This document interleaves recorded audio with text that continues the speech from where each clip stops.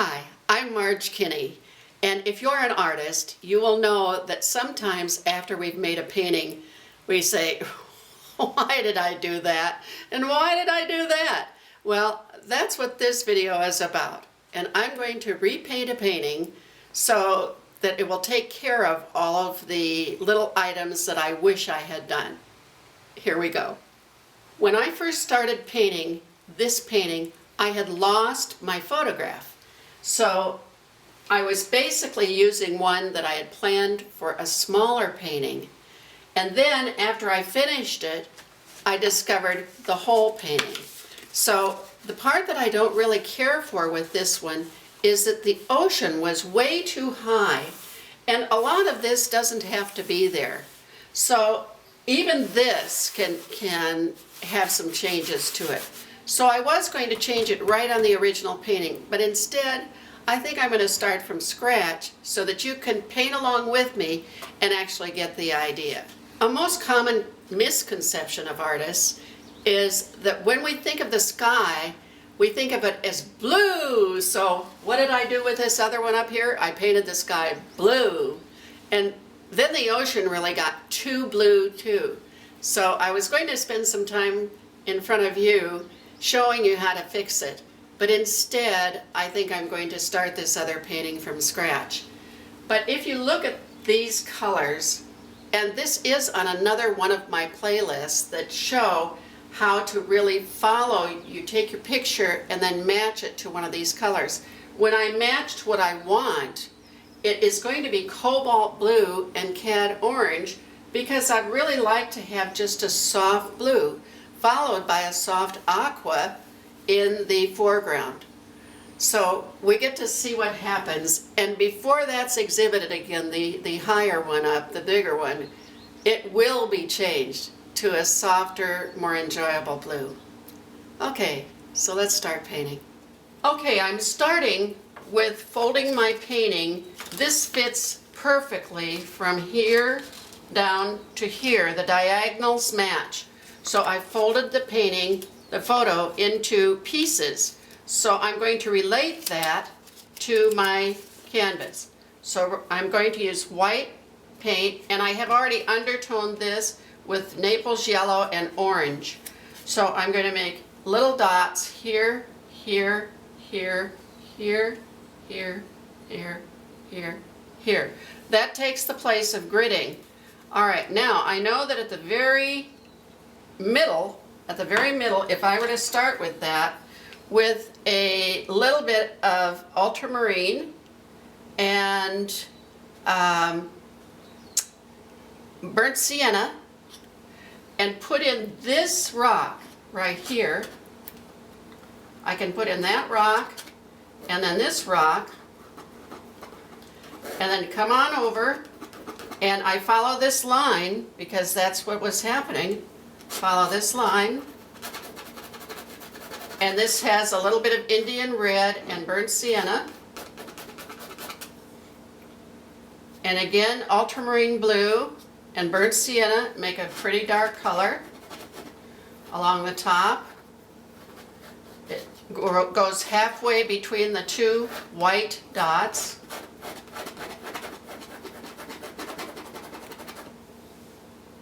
There's another small rock right here. Now when I feel this down to here, I can feel that this rock starts right about here.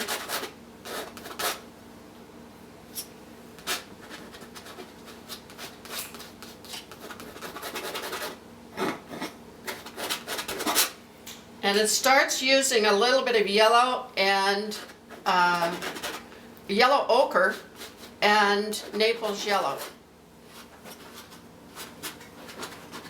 I'm using a palette knife, and this has a little bit of Payne's gray and burnt sienna.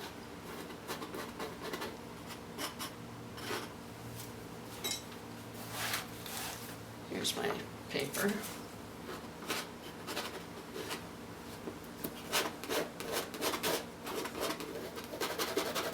You need to put the dark colors down first because you can't go back and get them later. So if it looks a little dark to you, that's okay.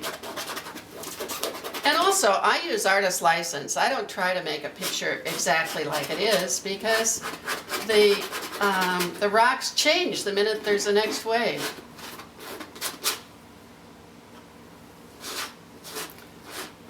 This has a little Indian yellow today. I use 2 puddles of white because I end up using a lot of white. So it's easier having 2 puddles. If one gets dirty or one leans towards a different color, then I can just switch to the other pile.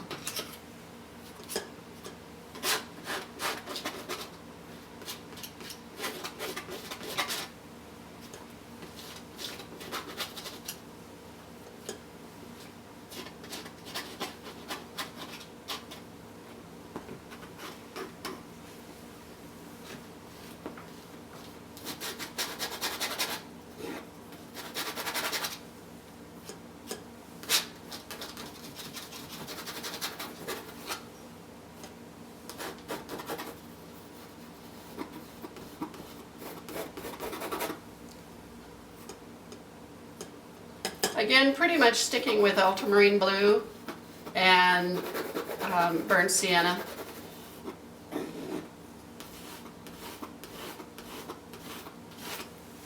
All right, now I'm going to switch to a brush and I'm going to put in some cobalt blue and orange, which according to this pattern is right here. Cobalt blue and orange makes this shade and this shade when a little bit more white is added. So I think that's the way I want to go.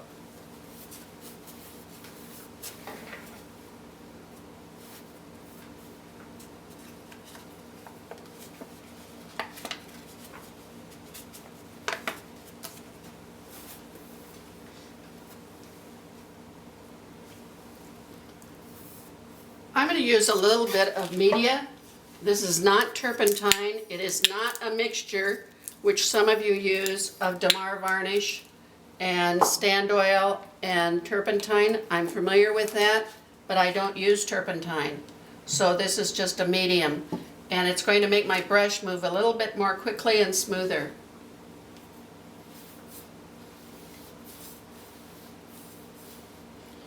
This color is cobalt blue and orange, which is rather unusual, but I want a soft ocean color. Again, I'm going to add more white in the distance.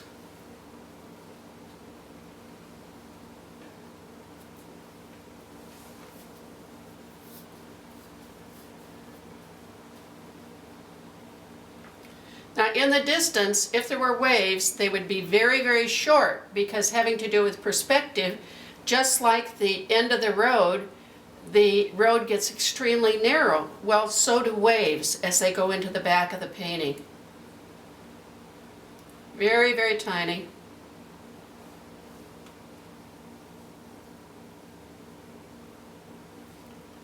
Now you could call it rocking the cradle or Z's, because Z's, it can do the same thing. You're just doing Z's and then you override them with another Z.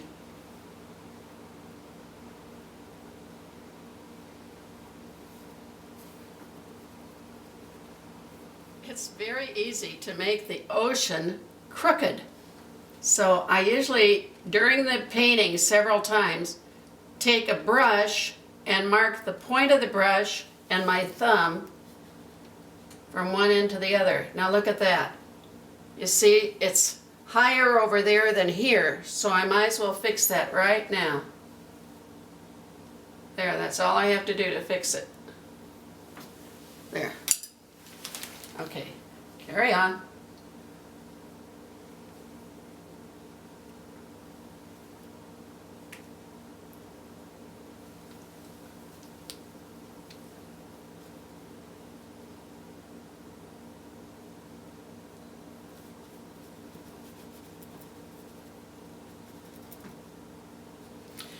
Now, the disadvantage of painting quickly with oils is that they tend to continue to blend, where when you're painting with acrylics, they dry so quickly that you can correct very easily and it makes something completely different.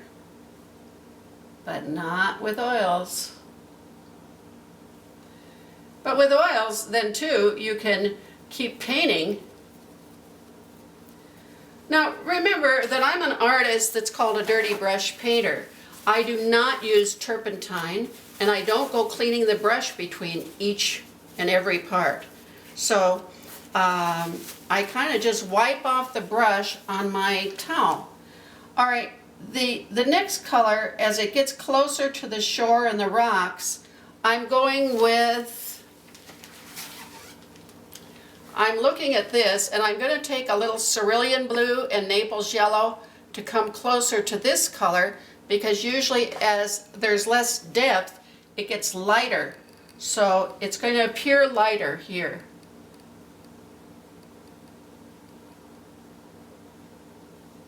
Another interesting part is that the water doesn't just stay stagnant on one side of a rock. It likes to come over the rock in various spots and wander down through the crevices to the next level. So when it does that, though, you need to make a puddle where it arrived, such as that. All right, now I'm going to add a little bit of bouncing waves.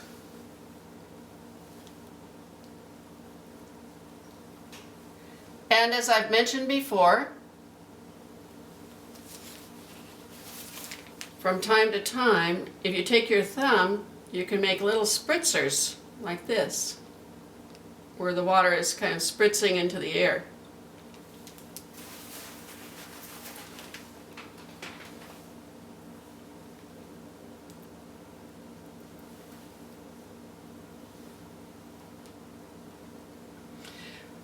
Now, because the rock is an extension of the mountain behind it, you want to have some of the rock go down into the water so that it isn't just sitting and floating on top of the water.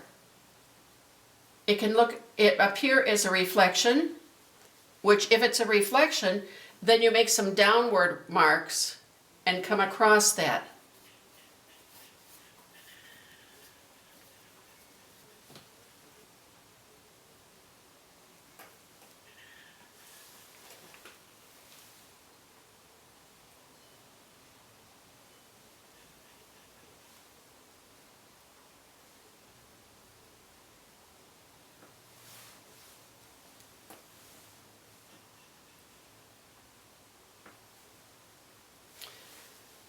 Okay, if it's a wave, we make it a little bit lighter at the crest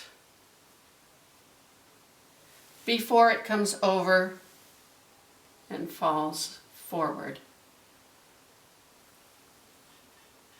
And they have a small, thin tail. Sometimes people make the tail a little bit thicker, but it really stays quite thin. You can add a little viridian at the top, because again, it's transparent.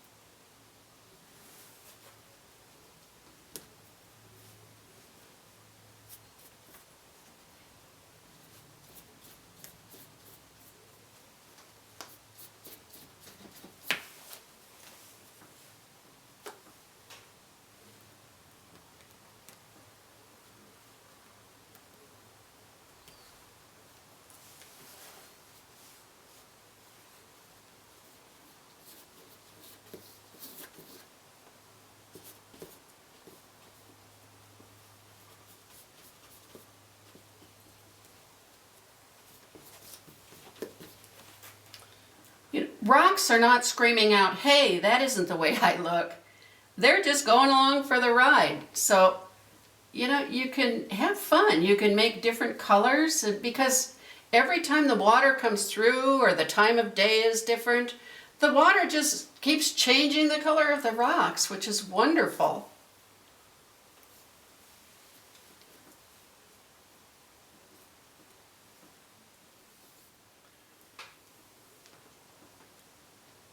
I usually take a longer time to do an oil painting because the paint is still wet and it just, you know, it's fighting getting muddy. So, but I'm having fun. Are you having fun? I hope you are. I hope you're painting with me. You can always pause the picture and catch up with me.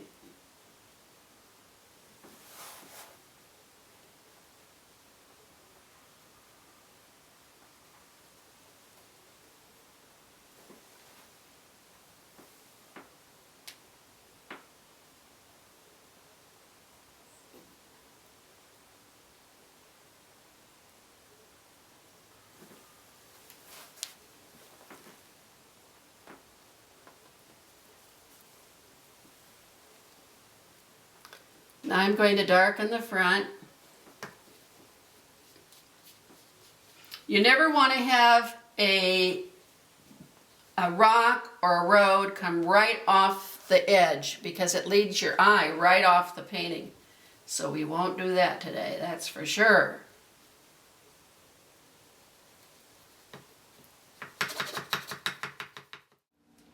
I hope you like what you've seen, and this is easy enough for you to paint along with me. I've been nice and slow, so I hope that all of you from around the world have a wonderful, wonderful day, and bless you, and make your world be wonderful. I love you.